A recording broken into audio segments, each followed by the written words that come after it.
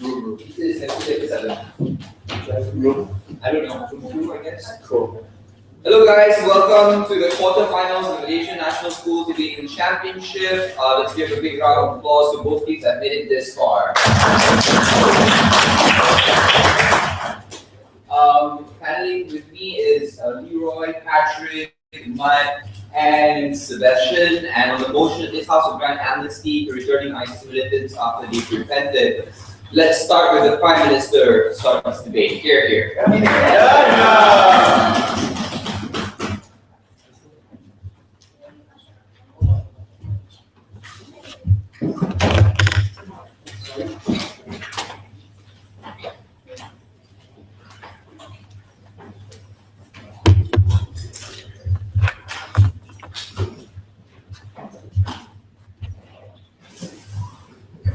Mr. Speaker, we believe that there are people who, in the current ISIS, there are people who want to opt out of ISIS, but they do not have the chance to do so because ISIS don't offer that opt-out system, and even the government don't offer it. And we believe that there are people who actually who actually join ISIS but realize that it is wrong and they want to opt out, but they cannot do so. And so these people, when they were rational, when they are irrationalized by the propaganda proposed by ISIS, and when they realize that when they realize that it's irrational, that the ISIS propaganda is irrational, that they cannot opt out of it. And in the current status quo is that there are no opt-out system in ISIS. So because ISIS they run as a military autocratic caliphate. So in this case, when anything you do or you say against ISIS, they will behead you, they will murder you, they'll kill you, or they will torture you.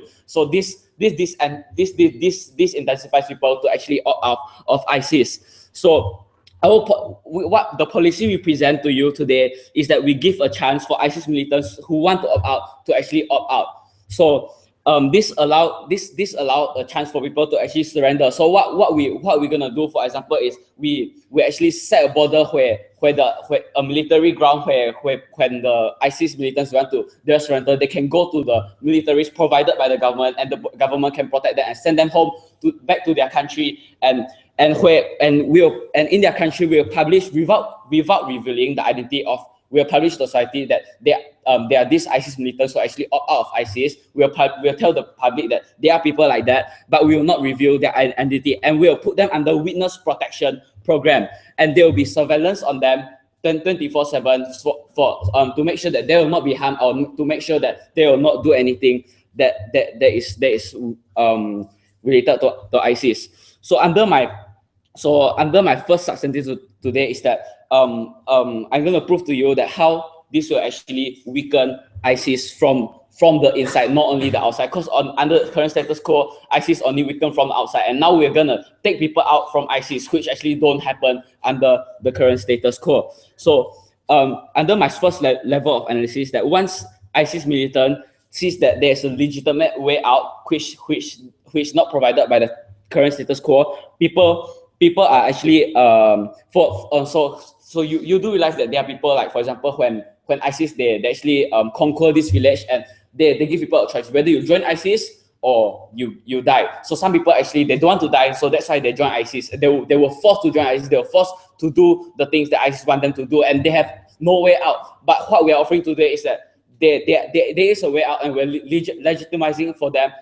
We are giving them a way out. So when they actually realize that they don't want to join and there is a way out, they will actually choose that way out. And so people and moreover, how does this weaken ISIS from the inside, right? It's like when there are people actually leaving ISIS, because when there are no one actually opting out, this will give assurance to ISIS that their movement is right, that their movement is right, because everyone who joined ISIS wouldn't leave ISIS, and this actually makes ISIS look good. So to make them look bad, we must make sure that there are people who actually don't support, who actually join and realize that their movement doesn't serve the right cause. Sorry, sit down. So when we actually make the people inside who to question their belief, because when people actually people inside the ISIS system actually wants to opt out and actually have opt out. So even the people who are originally in, yes. How are you sure only those who want to opt out ISIS will opt How about those who don't want to abolish ISIS and now choose to abolish because they want to continue with those movement protections? So can you repeat that? How sure are you? Only those who want to abolish will abolish? How about those who don't want to abolish but want to extend their ISIS actions in their own country to abolish? So even those people who are in ISIS that actually still want to fight for ISIS, we said this will disincentivize them to join the movement, because what have I already told you is that when people actually leave ISIS, they actually question about their own beliefs, and this will disincentivize them to actually continue their movement. Sorry, sit down. So under my second level of analysis is that ISIS will actually lose their morale. Not only they'll lose their members, they'll actually lose their morale, because when because this actually lessen their human capital to do the crimes they are actually doing, for example, beheading people or actually burning people alive. So we are saying that when we have this, we actually propose a better counter narrative against the propaganda that are proposed by ISIS, because under status quo, there are evidence. ISIS are spreading propaganda everywhere. They are spreading evidence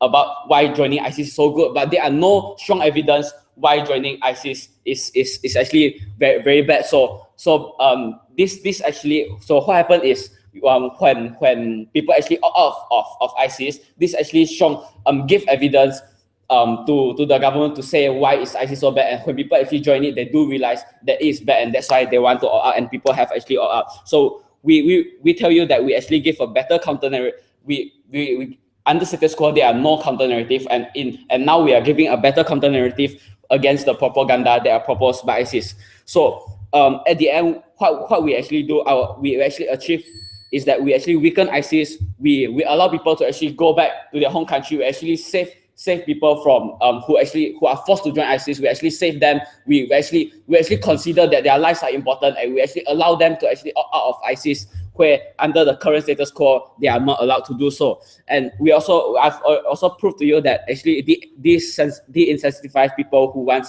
to join ISIS. So with that, I am proud to propose.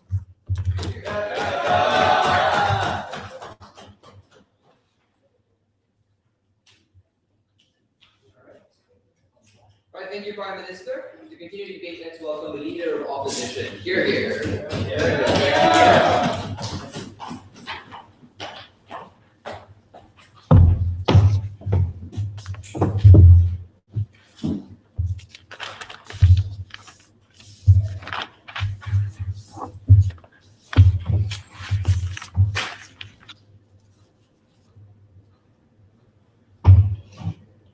Mr. Speaker, what is amnesty actually? Amnesty is when a country forgives someone when they pardon their mistakes, or when they just generally forget their mistakes. Is this what we want a country to do towards these ISIS militants? These people, they went out and they killed people, they beheaded people, they did all these things for ISIS, because ISIS, we all know, is very radical, and they did all these radical things and so on. And so when the government grants amnesty towards these ISIS militants, they're basically just forgetting everything they did and ignoring all these things that these ISIS militants did, and just basically saying that it's not that important, whatever, you beheaded people, so what, we're just going to grant you amnesty. That's the kind of image that the government or whatever is portraying when they grant amnesty to these ISIS militants. So we say that no matter how badly these ISIS militants regret what they did, they still did all those things, they still beheaded people, they still committed all these crimes, and therefore they still need to be punished.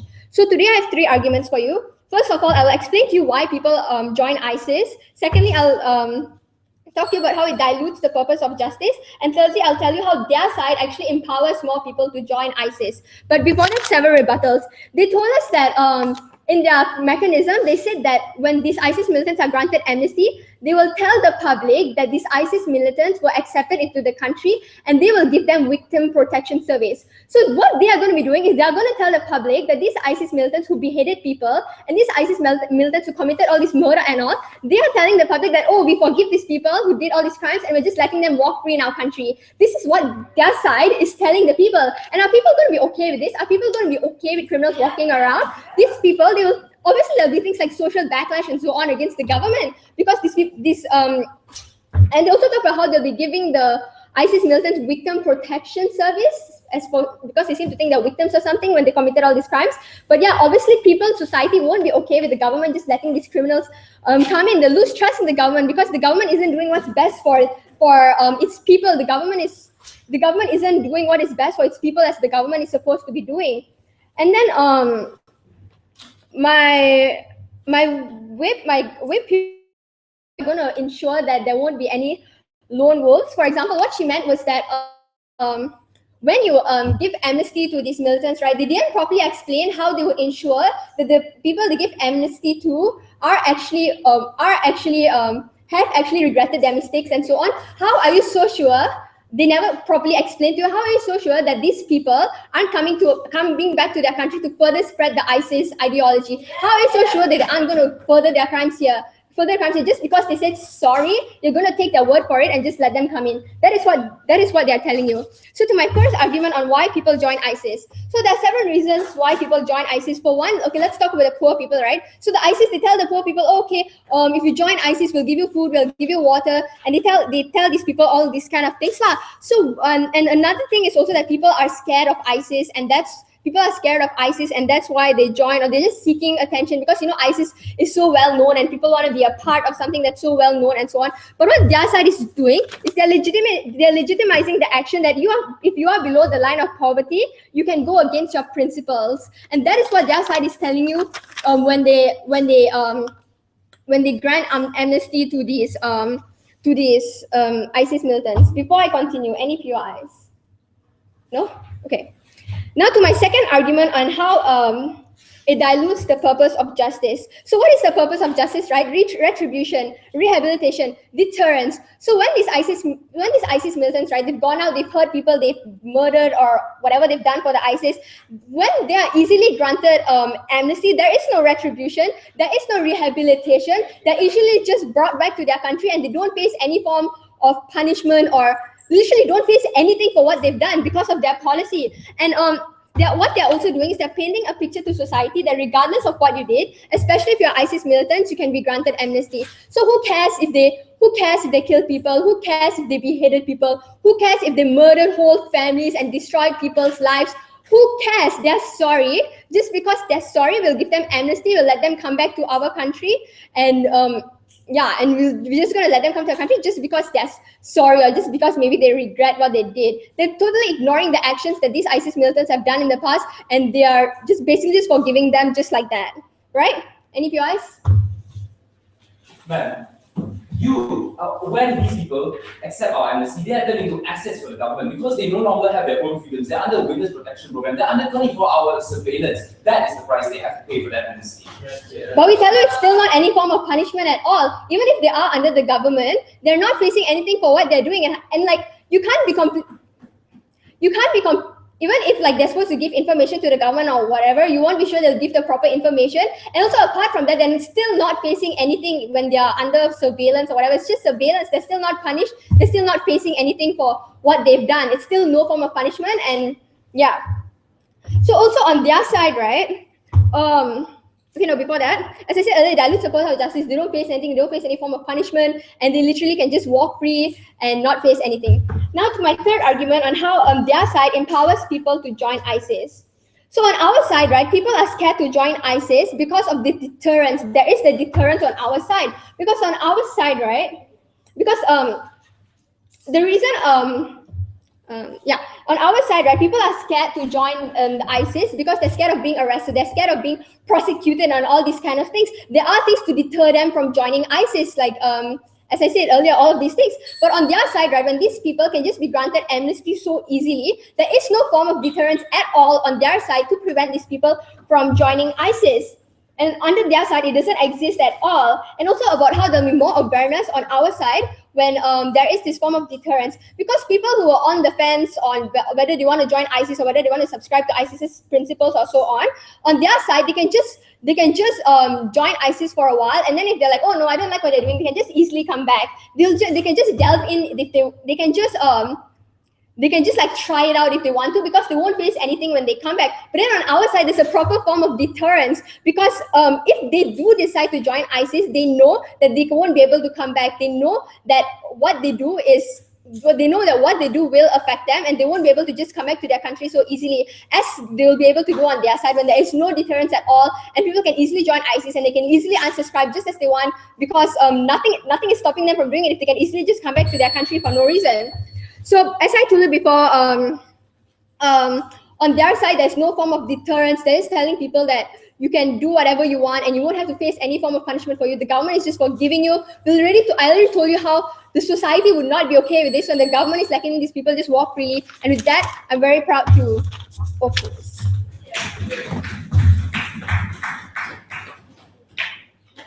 Right, thank you, Leader of Opposition. Taking the case to the government side, let's welcome the Deputy Prime Minister. Here.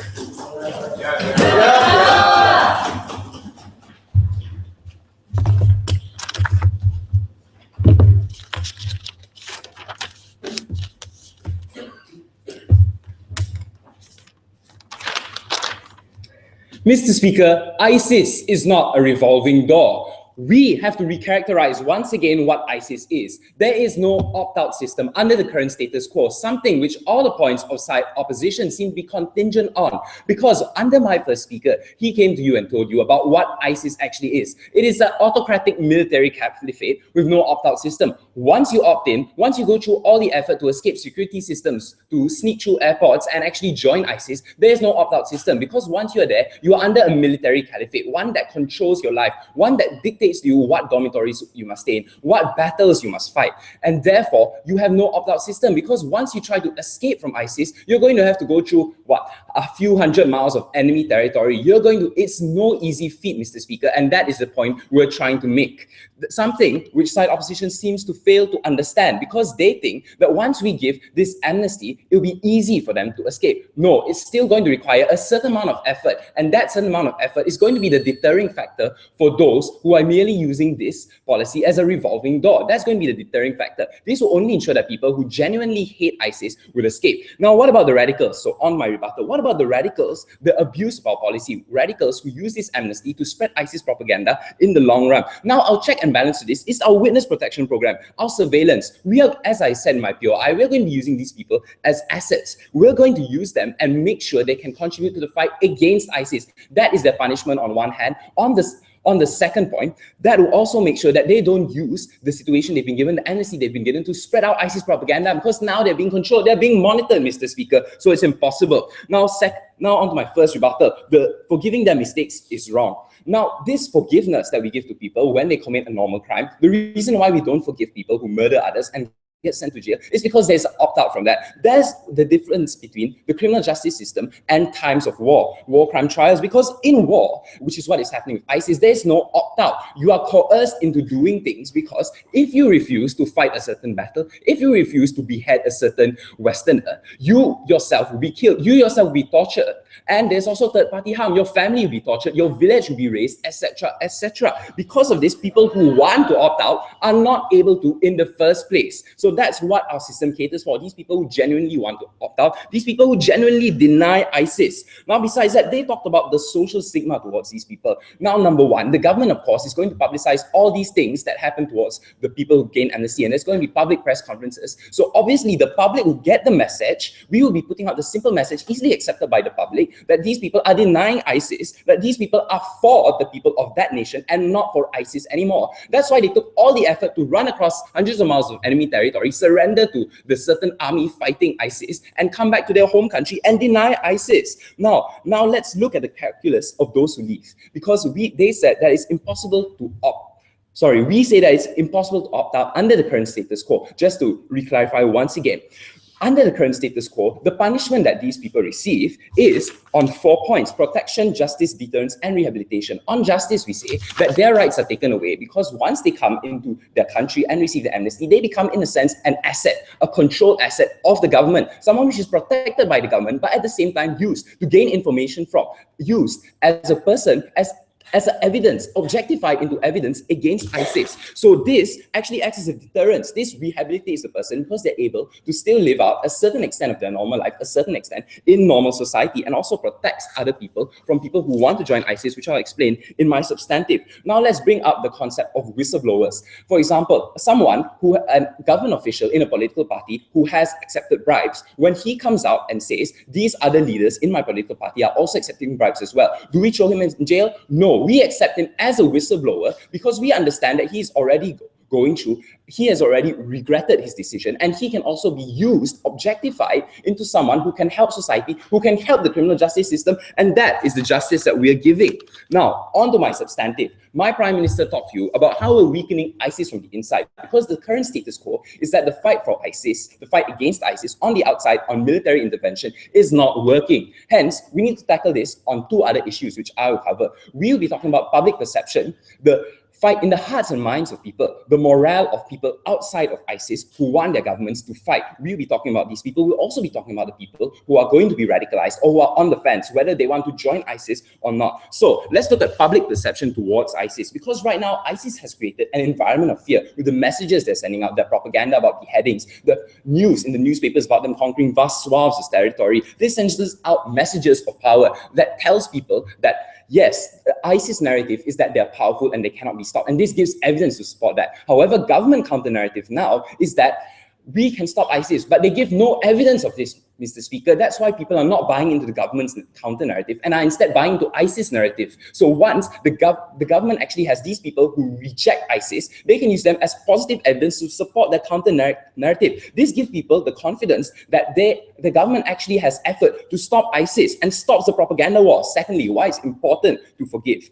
When these people come out, they convince the rest of society in that country who is against ISIS that people can still be reintegrated in society, that ISIS is not an absolute thing. Once you join, you can never stop them and they'll go on conquering vast swaths of territory. This tells people that these people can still be reintegrated back into society and sends the message that we can deconstruct the radicalization that happens. And it shows that ISIS is not undefeatable. This gives more confidence to the people of that country, and in a sense, on my third level of analysis, disables the radicalization movement, because right now in these countries, there's a movement going around trying to radicalize people into joining ISIS. So what is the calculus of these people who accept radicalization? I've already explained to you the evidence of the narrative, evidence of the counter-narrative proposed by government. Now they can compare these two narratives, and even so, these people have already rejected ISIS and have a mindset that they want to reject ISIS, can come up to these people and give evidence. And in a sense, it adds to the persuasiveness of the counter-narrative against ISIS. And that's why ISIS will not be viewed as infallible anymore. The messages of power, the messages of security it gives to young people, to other people who believe that,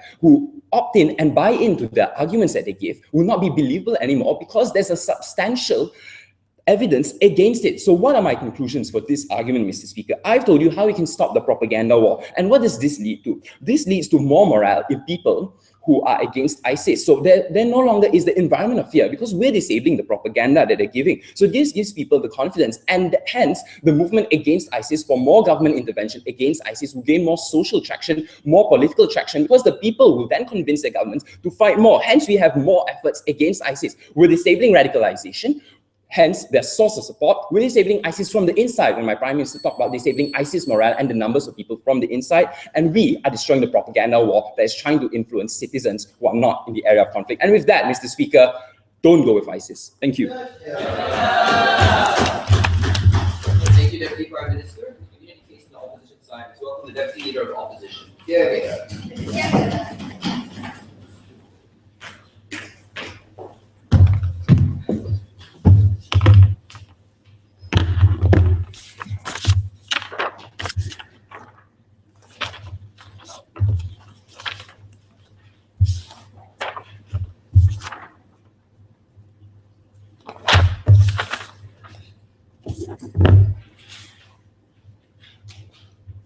We think that the one that's incentivizing people to join the ISIS is side government. When people decide to join ISIS, they know that nothing will happen to them when I want to opt out. Your system provides them easily for them to opt in and opt out. There's no deterrence towards them, or why should they not join ISIS, or why should they actually join ISIS. Two arguments for you today. On how victims of the ISIS militants will feel, and secondly about how ISIS will exploit this opportunity. But before I move on, let's look at several rebuttals towards side government's case. Firstly, we told you that how under your side, you're legitimizing the act that it's okay to join ISIS and after they quit ISIS because of the policy of the grant amnesty, because you wanted to grant them the opt-out system. But what happens here? But what my prime leader of opposition told you, that why do people naturally join ISIS? When people are scared of ISIS, when people are poor, the ISIS tell them, I will give you shelter, I will give you food. That's when people will actually also join ISIS. But what happens here is, you think that it's okay, that it's principally a lie, if you want to join ISIS and betray your own principle when you are below the line of poverty, when you are scared of ISIS. When the correct action that should be taken upon is that you should fight against the ISIS and actually find a way to actually get out of poverty and not by joining ISIS. But you're like legitimizing the act that it's okay that your side can opt out, and your side is thinking that it's okay if you're below the line of poverty, I can go with a terrorist group. No, thank you. But after that, let's also look at how your side actually affects how people perceive crime. Because your side is saying that it's okay. People like ISIS militants can also get amnesty. What about other people? ISIS militants is something that's like the most crucial and like the worst case. But if they can get amnesty, what about other crimes? The way that people perceive crimes will now become that it's okay for people to grant amnesty, that it's okay to grant amnesty to other people, because if even the ISIS militants can do that, what more about other certain crimes? But let's look at what they also want to talk to you about. They say that the ISIS will lose morale. We say no, because the ISIS will be even more empowered when people have no fear to join ISIS. They have no fear about the deterrence towards them. After that, we think that this will not make them lose morale. But after that, they want to talk to you about how in status quo there is no opt-out system. We don't think that's a legit reason. We think that from the idea that you wanted to join ISIS, you should already be aware that the consequences that you have to bear after that, if you get caught, or after that, if the state was to prosecute you or put you into jail. We think that you should never opt into the ISIS, but if you decide to opt into the ISIS, there are certain things that you have to bear, something that they didn't want to fight for. Sit down. But let's also look at what happens under our side and how our side is actually better. Because now you create awareness, you make people think twice. You know that there's no opt-out system, you better not opt into that, because the harm that you and the consequences that you have to bear after that is irreversible. But on government, when you paint a picture that can easily opt in and opt out, I can opt in whenever I want, and opt out, I'll get amnesty, and nothing will happen to me. We think that when you don't deter people from joining ISIS. After that, they wanted to talk to you about how the morale about people and how when you join ISIS, you can still integrate that into society. But this is the harm within their policy. Another deterrence is also taken away under their side. When any other person when the person that joined ISIS, after they want to leave ISIS, I can integrate that to any society and people will accept us. We think that this is also a harm there. But they want to talk to you about how people that are against ISIS, the morale will be boosted up. We don't think so. If you are a family member of, say, James Foley or something, how would you feel if the person that beheaded your mother or the person that beheaded your father is now walking out there granting amnesty? Something that you waited so long for that person to get punished. We think that the punishment in status quo is already not enough. Something that the ISIS militant done is so bad that even if now you get the punishment, they get into prison, even life imprisonment, it's not enough to bear up. But now you want to grant that amnesty, it's even worse, because the closure that they've been waiting for so long will never be able to be achieved. Before I move on, okay.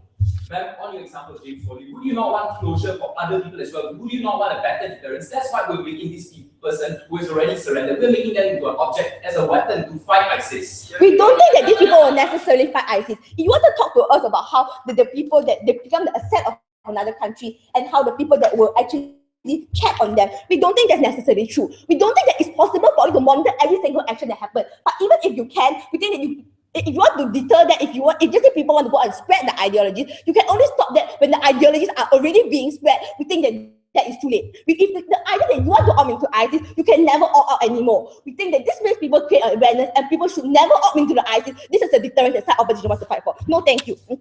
But let's look at the first argument on how victims of the ISIS militants will feel. On the first level, let's look at about how James Foley was beheaded by ISIS. The family members of James Foley always wanted ISIS to get punished. But even if ISIS get punished, to them, it's still not enough. The life can still not be get back. The father or their children's life can still not be get back. But your side, you don't even give them any form of deterrence. You don't even give them any form of punishment. We don't think that is necessary. But what happens now is you even legalize the act, but this makes the act even worse. But why? Because you paint a picture that people no longer have to bear the consequences that they form upon, they no longer need to bear the punishment that they did upon other people. But let's look at the second level on how would the family members feel, that they will never be able to get closer. If you want to fight for the other people among the society, we still don't think that is true. Because what happens here is when people are against against ISIS, and you're telling people that now ISIS can be part of me, ISIS can even be my neighbor, and so on. We don't think that this is what the family members want. This is not what kind of closure that the society wants. When someone that bore my family, maybe I lost my leg or something like that, then now they can live happily after that, when how much I suffered through. But let's look at why is this unfair? When the victims can never get the closure, we think that this is a body, a stage to step in and provide them the closure towards the victims. How much they have suffered through, we don't think that is a legit reason to grant an amnesty. No, thank you. But let's look at the second argument about how ISIS will exploit this opportunity. When you allow people to grant them an opt-out system, ISIS will now use this as a smoke screen. You can ask one of your members to say that, okay, you leave me, and then you go to some other country and spread the ideology. What is the nature of ISIS? ISIS want to spread the ideology. They want to get more support. What happened now? You open doors for these things to happen. You open doors for people to spread the ideology, to create opportunity. This is when ISIS will use this opportunity that the state gave them to go out and spread the ideologies, to recruit even more members towards them. But the members will also not be scared to be recruited, because they know that they can be granted amnesty if one day they decide to go out and go back to their origin of the country. But even if you want to say you have rules and people to monitor them, we think that where can you only find out? You can only find out when the person has already spread the ideology. But even if so, we think there's always loopholes in the society. There's always loopholes within your policy. The ideology that we want to fight for will still stand. But let's step back and look at the bigger picture.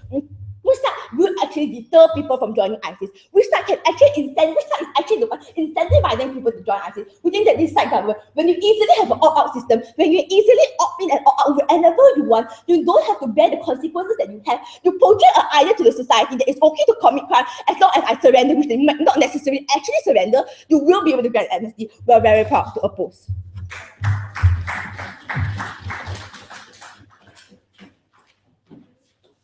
Thank you, Deputy Leader of all. Let's now welcome the government to give a speech. Here.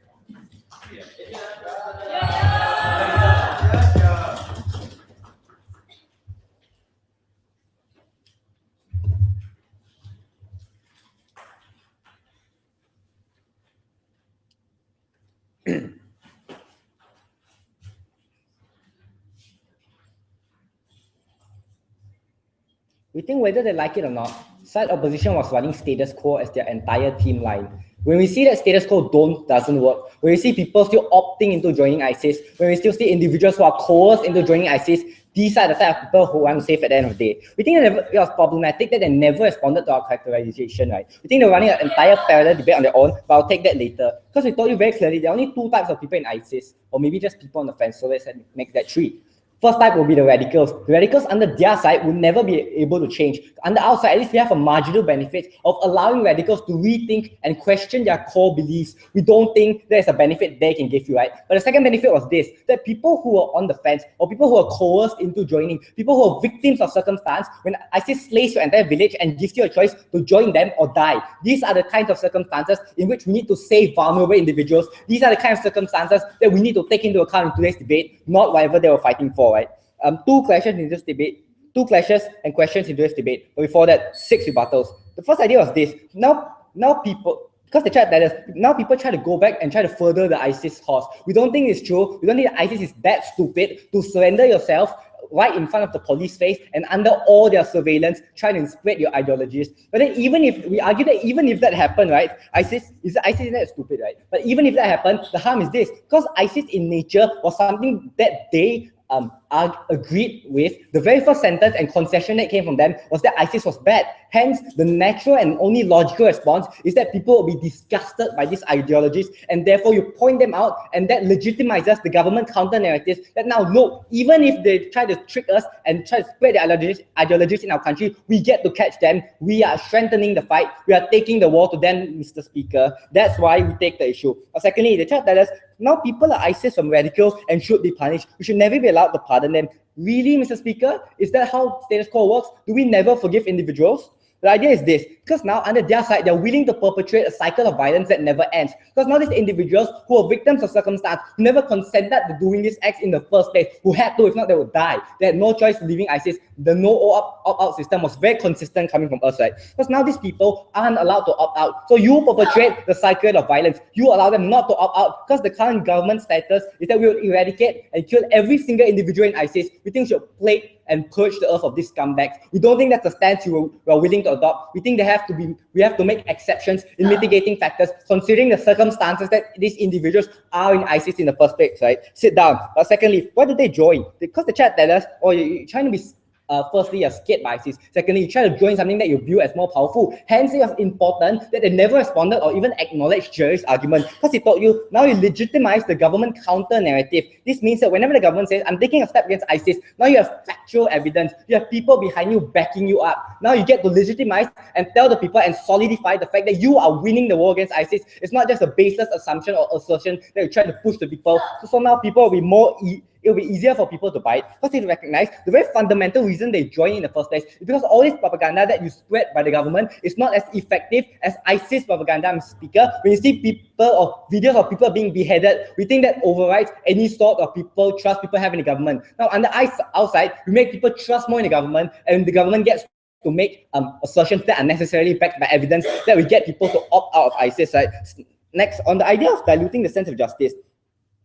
Oh, wait, no. Next, on the idea of less deterrence, because the idea is this, you try to say now people will opt in and out as they please, right? No. In the first place, you considered that people don't want to join ISIS in the first place. So on the outside, that means we win, because you're only coerced to joining when you're a victim of circumstance. Sit down. That means when they slay your village or when they give you things that necessarily the government can give you. Because on the outside, the deterrence is this. Because now once people who opt out tell you that I hated ISIS, I don't like the idea, this is an even stronger counter narrative. This isn't an incentive for people to join. It's an incentive for people to never join in the first place, because you can testify from individuals who joined the movement and said, I don't like the movement at all. Two questions in this debate. How do we save a vulnerable individual? On the side government, we tell you that some people are victims of circumstance. People of ISIS never consented to doing it, and hence this should be a mitigating factor when you try to decide whether you should punish them or not. I'll get to the issue of punishment later. Because the same way we save civilians or citizens stuck in the zone of war, or we save vulnerable journalists stuck in Syria, it's the same criteria we apply to these individuals. When you're vulnerable, when you don't have an opt-out system, that's when the government has to save you. That's when you can make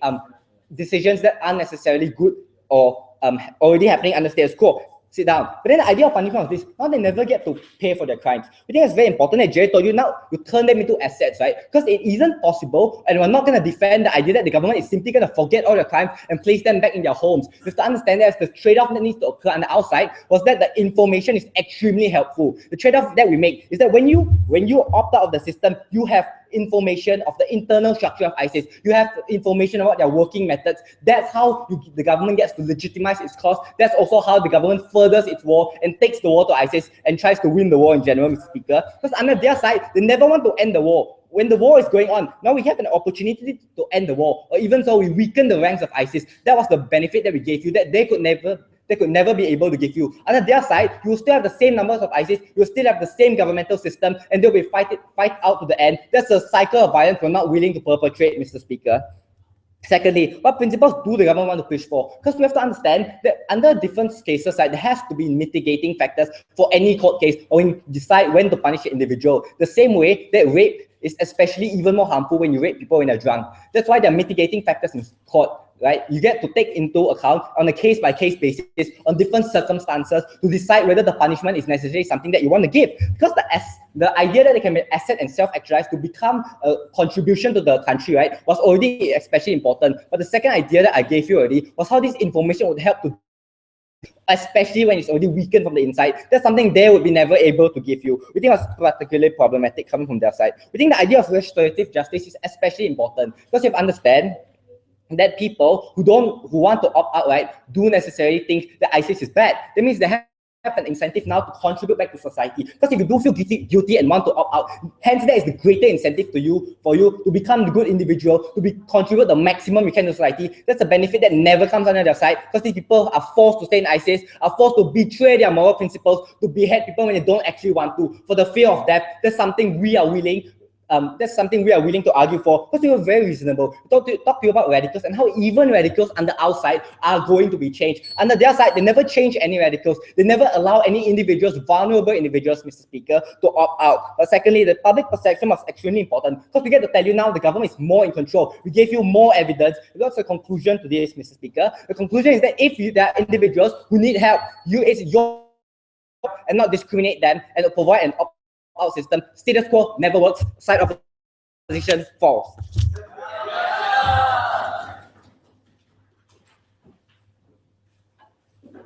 talk with, not like welcome the opposition with. Here.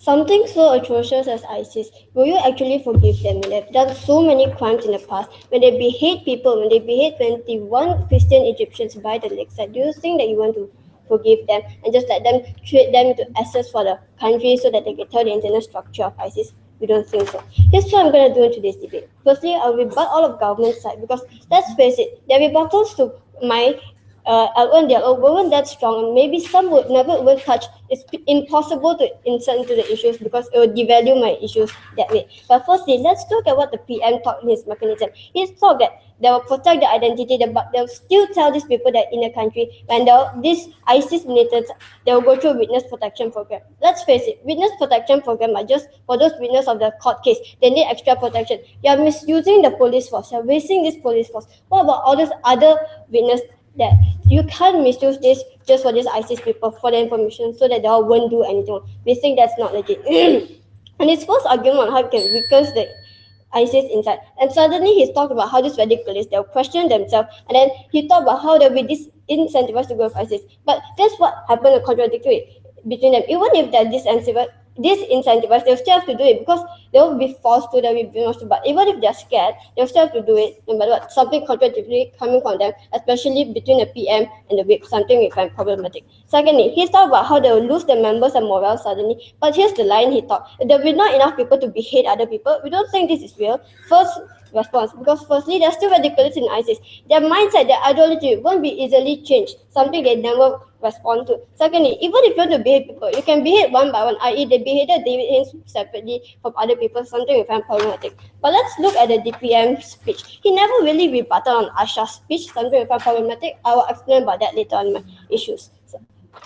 But let's look at the whip. When he talked about how these people are coerced to join ISIS, when he gave out this standard join or die. But you see, this body, why only now do they want to actually grant this amnesty when they are already coerced to join? Why don't they just tell the body for protection before they even concede to? And then after that, he talked about how something about the ISIS, but forgiving, something that we don't really understand. But here's the thing: when we follow government, it empowers ISIS more, because when you leave, there's nobody else to challenge me. The states will let me go, just telling them something, some useful information, but I don't think it's legit. But next, they all kept on talking about how the states, the country can turn them into assets because they think it's a fair trade-off, and maybe the info is useful because they know the internal structure. They can weaken ISIS inside. But here's the thing: ISIS is not dumb. They can easily change their structure inside. They can change to something different, something new that those people don't know. They can easily change something we don't find legit. Few eyes.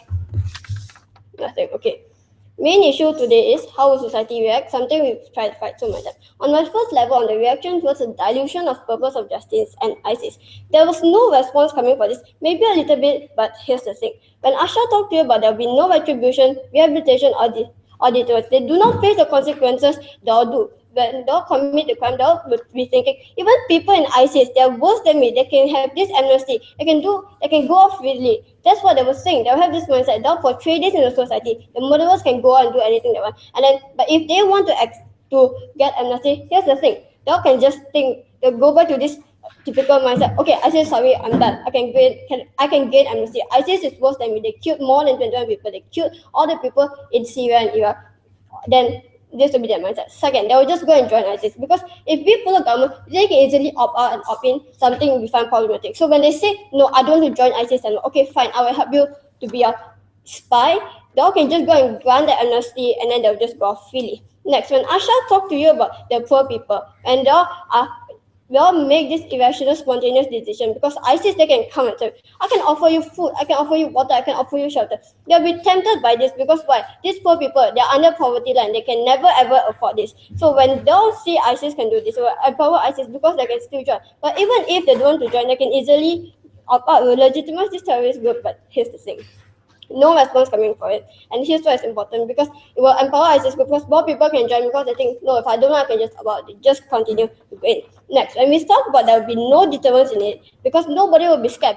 Okay, let's say if they join ISIS, I can still about nobody will be scared of ISIS. There will be no awareness of ISIS, nothing about ISIS. But then the only rebuttal coming from them is only they'll be coerced to join because they'll give a scenario in Iraq or Syria or maybe wherever ISIS takes control, they'll be forced to join, whether you join or die. That's the thing. But here's the thing: we're talking about those outside of ISIS, those not in the country of ISIS. They chose to. They go to the ISIS website. They follow the propaganda of ISIS. They opt in. They should be aware of the consequences. They cannot opt something if I'm problematic. Yes. When we've told you how those people who get amnesty act as ammunition towards the counter narrative for people outside in countries outside of ISIS to disable the radicalization movement. How can you disable the radicalization when ISIS is already so strong and powerful? They have funding for their weapons. There's no way you can easily go against them. Okay. Next, when Jolie came out and talked to you about how the ISIS can exploit this chance when they provide a smoke screen when they can easily spread the ideology outside. There was totally no response for this. We see 0% response. Something it will still be left standing. It will be unfair if the reply speech suddenly comes up with battle because that's a reply speech after all and nobody can engage on that. But let's look at how important the ISIS can exploit this chance. When those send out people who claim that, oh, I don't want ISIS anymore, they can easily go back to their country of origin and then they can spread lone wolf action because after all, they're still in ISIS, they were still brainwashed by ISIS. You can't easily follow them and say that they will help the government because they are brainwashed after all. Brainwash is not something to go through. And then in ISIS, when you don't follow them, they're electrocuted to follow you. They will not easily follow government's case when they are so imaginary. We don't think it's proper. Next, how the victim's family will react. You see, when they'll see the videos of them being beheaded, the family members are beheaded. How would they feel? Imagine you in their shoes. You will feel angry at them. You will want them to have punishment. You will want them to die also. But here's the thing. There was no response coming from this also, especially when this is such an important part of the debate. Because firstly, imagine your father is killed. Imagine your father is David Haynes or that James. You will want them punished, but now instead they get to live a free life. They get to go out into society. They get to integrate back to society. The society that was supposed to go against ISIS, they get back into this society. Although they can act as though nothing happened. No, I wasn't ISIS. I did not behead anybody. I did not do any crime. We find that extremely problematic, especially when they obviously deserve this punishment from what they do. But they are not giving them any punishment. We feel that it's nothing good at all. Something they want to empower ISIS. We don't want to empower ISIS. If we want to stop ISIS, go with side opposition. Thank you. Now to the reply speech arena. Let's start with the opposition reply speaker. You're here.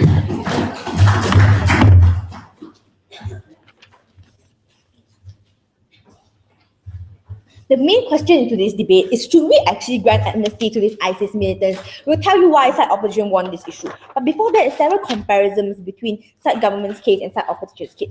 Firstly, side of government wanted to come out and tell you that how you weaken the ISIS. But we already told you, but how under your side, you further empower the ISIS. When they make people feel that these militants can go out anytime, they can easily opt in and opt out anytime and get forgive. But what we also told you is that now the ISIS will feel that they're more empowered when nobody is there to challenge them. Nobody is there to go against them. Even if you want to opt out of a certain system, they're still going to grant amnesty. This is when you paint a picture that ISIS is above other people. We think that this is problematic and how your side does not weaken the ISIS.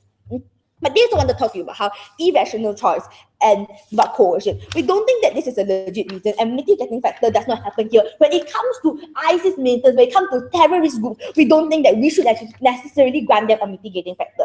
We think that if they want to talk to us about how we should protect them and then grant them amnesty, we think that if you want to talk about that, the coercion, when people coerce them and say you either join me or you die, they should already report to the state and make the state support them rather than only going to the state after that. But we think that but what you do is you also open doors for ISIS to exploit it. When people that weren't previously coerced to join it now can use this opportunity and tell people that I was coerced to join it and then leave the ISIS. We think that you give more leverage towards the ISIS to go out there and carry out further even more actions. But what they also wanted to talk to you about, how they can counter ISIS and help the ISIS. But how would, we don't think, but we told you that how would people not trust the ISIS? How would people not trust these people in helping? Because they were previously part of the ISIS. They were previously the people that go out and attack them. But what happens here is, we used to told you that how ISIS will use this opportunity to exploit this opportunity, because they can easily send the ISIS people out to spread the idea and also so-called help the state by providing them wrong information, and then both sides can help each other out, and then in the end what happens is you still provide more leverage towards the ISIS. When they can provide wrong information towards this body that was so-called going to attack ISIS, we think that you give ISIS even more leverage to actually continue, and you are the one that empower ISIS. But let's look at the main issue, or should we actually grant amnesty to ISIS militants? No.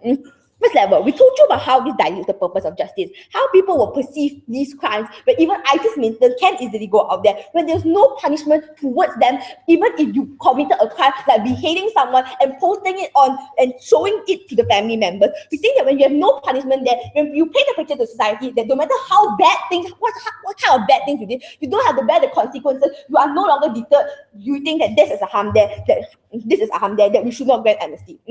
But let's also look on the second level on how we told you that it legitimizes the act that if people that are below the line of poverty or people that are scared of poverty, you legitimize that it's okay to join and then after leave. If people have no money and then you join and then you get the money and then you decide to leave, then you can grant amnesty. But we don't think that's the case. Regardless of whether or not you are poor, regardless of whether or not you're scared, your principle is still there. The principle should still stand, and you should not go against your principle in order to get those things. And your side is legitimizing the act by letting them live whenever they like. But let's also look at the third level about how ISIS will exploit opportunity and go out and spread ideologies and tell the society that what the ISIS actually did, and maybe even give wrong information towards the state. We think that my argument there was totally not responded by the government side when we told you about how they can go out there and spread out their ideologies and get even more support and recruit even more members. But let's look at the fourth level about how the victims of people or the family members that was harmed by ISIS, they can never get the closure that they naturally wanted. The society can never get the closure that they needed because of the amnesty that you wanted to grant upon them.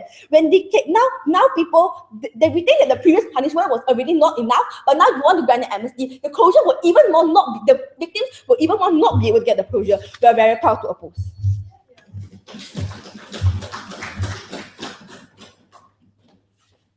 Right now to end the quarterfinals of the Malaysian National School Debating Championship, I will welcome opposition to the government reply speaker. Here.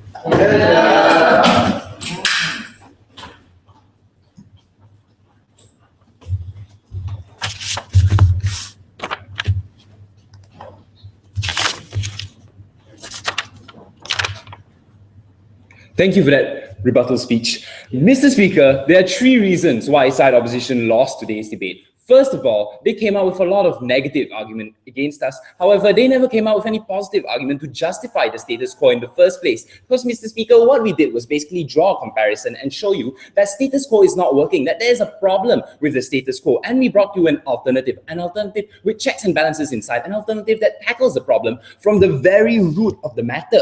However, on-side opposition, they only brought these fluffy principled arguments. And we asked them, so what? Because we have better pragmatism that dismantle their principal arguments, and we even beat them with even ifs. So let's look at the alternative that we present. We presented you an alternative in the hearts and the minds of the radicals, in the hearts and the minds of people on the fence, in the hearts and the minds of people who want to join ISIS and who have already opted out. We have told you how we are going to actually affect the battle on the ground, the actual physical battle against ISIS, when we reduce their morale from the inside, something which side opposition never tackled on. We talked about the battle of fear, the propaganda war that ISIS is spreading towards people in other nations, and we told you how we tackle that through our characterization. However, under side opposition, there's a continuation of the harms, because under status quo, under the current non-existence of the opt-out system that we so espouse, people are still joining ISIS, something which opposition has never failed to realize. Besides that, they've been running parallels, because why? They've been debating on their own premises, while we have been tackling their premises and running our own characterizations as well. Why? We brought you about how the messages espoused by ISIS have messages of power,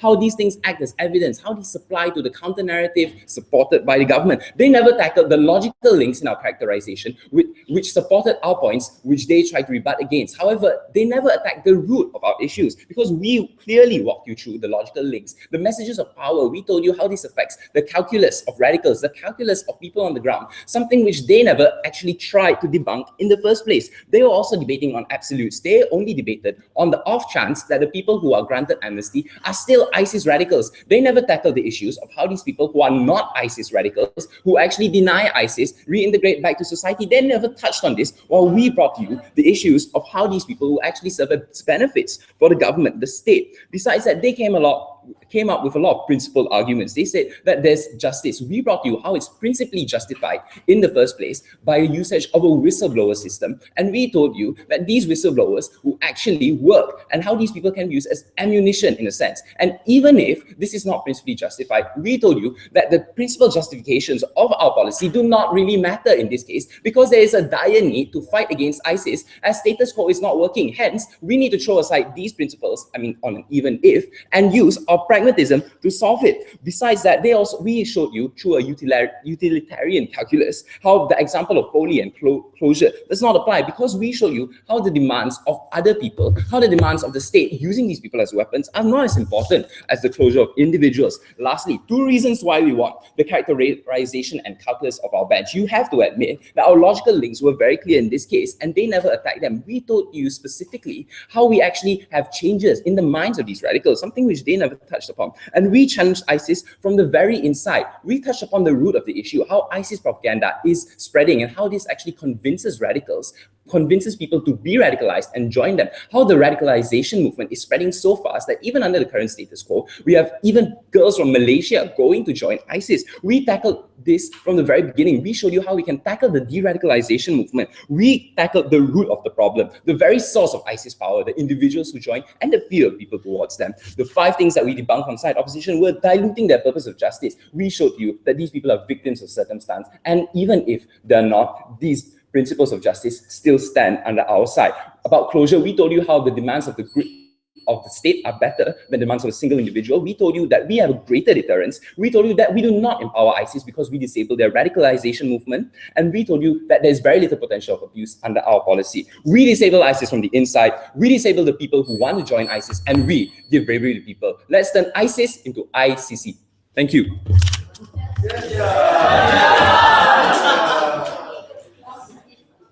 Thank you again for that debate. Let's give another big round for both teams. Guys, big round of applause. I'm not sure. Is there more in your nose? I think they're gonna. Yeah, so go back to the hall, guys. Thanks.